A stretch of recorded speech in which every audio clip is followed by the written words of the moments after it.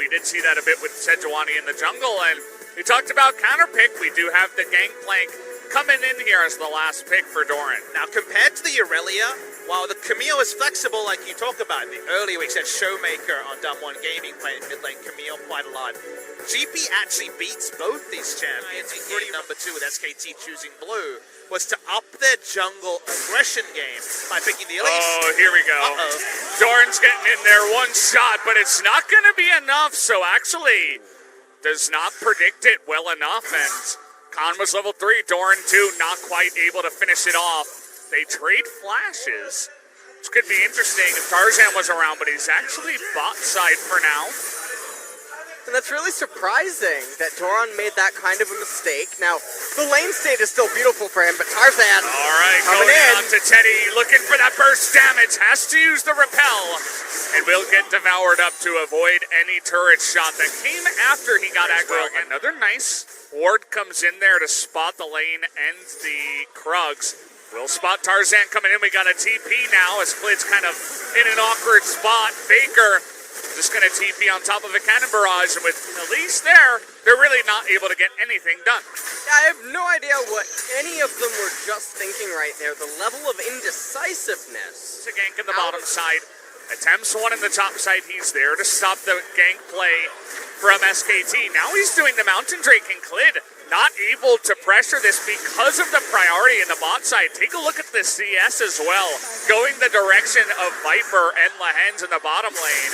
Griffin with the great start, especially if that Hextech ultimatum comes out first. But Klid is going to be spotted, and the flash comes in. Doran in a lot of trouble. Let's see if he can outplay this one. 2-on-1. Absolutely not, as Khan, that key to the victory you were talking about, picks up first blood.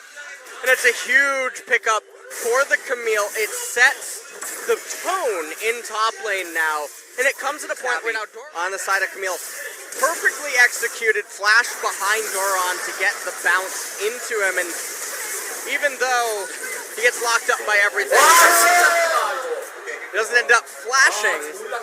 That's some reverb there. That's on the cheers crazy. coming through. That was insane. I got really scared for a second. Gonna charge down the lane, and they are absolutely looking for this one. Cannon Barrage comes in. Gonna miss on that one, but the Hextech ultimatum comes in. The 2v1. Where's the damage? Finally it comes out, as it takes a while. But either way, they do end up picking up the kill. But in that while, Griffin aren't achieving anything with their numbers advantage. It's a free. Send 2 members bot lane, including the smite, and there was not even a modicum. Does this? The first thought is, how can we mitigate a loss? Take a look at what's going on the screen. Faker and SKT, they say, hey, you want to group up as 5 and take the Cloud Drake? Be our guests. We'll take the top turret. We can get objectives. Faker going to sit back and farm up some more. Possible Drake for Griffin. In SKT, they don't need any more advantages. And you know what would be the worst possible decision? Eyes up. Let's watch this play. Oh, Teddy went into the one-on-one, and they're able to bait Tarzan into this. The arrow going to do nothing, but here comes Toby from the left side. Tarzan able to do a nice amount of damage, but it doesn't matter. Griffin, they lost their AD carry in the entire trade. Tom Kent not able to do anything to save Viper's life.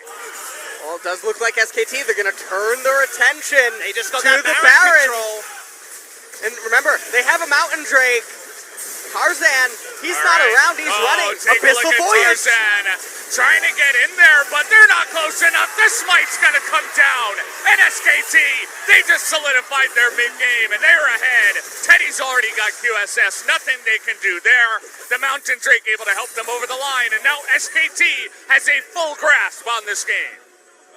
Every play SKT makes is measured. They know what the ultimate objective is behind the setup.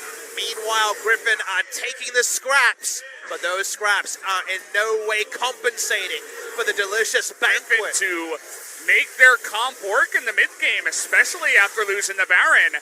It's looking good for SKT here. Comprehensive destruction so far. Really, really well coached. All right, trying to make a play here in the mid lane. Effort getting pretty low, but they can't even kill the damn support with everybody trying to get on top of them. And meanwhile, just what we were talking about, those solo lanes, they're pushing in hard. 1-3-1 is there, Oh, Chovy. boy. Faker wants to say see you later, but he's under Shroud, and Toby is actually going to outplay him. There you go. Able to shut up the SKT fans on the push as he does win that 1v1. Only for a second, though, they will lose that inhibitor turret for it, and SKT fans have seen their god fall multiple times in lane. Hasn't mattered too much in the playoffs. Everything Silas has into his kit. Speaking of which, everybody's trying to gank the Camille now. As we're all on the bottom side, 4-on-1. This isn't exactly fair. He's trying to get the one kill, but it's not going to happen. And there's no Baron on the opposite side of the map for SKT to take. And it's a really heavy investment. You bring all the members down into bottom, and you end up killing the Camille, and then you ask yourself, what did it cost you? And, well, the answer may not be everything. It's still a top-tier 2 turret and a cannon wave. So it actually ends up being beneficial for us. He responds here. Chovy holding on to the Sejuani ult. Doran's starting it. He's just going for it. Oh, The they're all in. is not going to clear out that one. He's going to take out the turret, and Griffin going for the Baron here. Can they get it? It's going to be up to Clid. He's going to get in there, and it goes to the Braum. Effort gets in there and spites it away at level 14.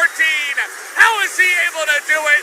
This time it's not Clid, but it's still SKT. And the team fight afterwards is done. And we've all seen this video before. It's like a recording. Khan is going to end the game once again on the split push. We're going to a 2-0 lead now to SKT.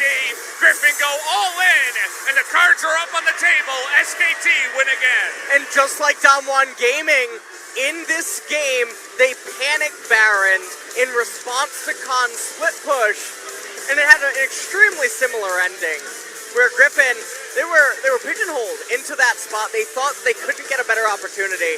They go for the massive coin flip, and it wasn't really a coin flip though, Papa. It was definitely weighted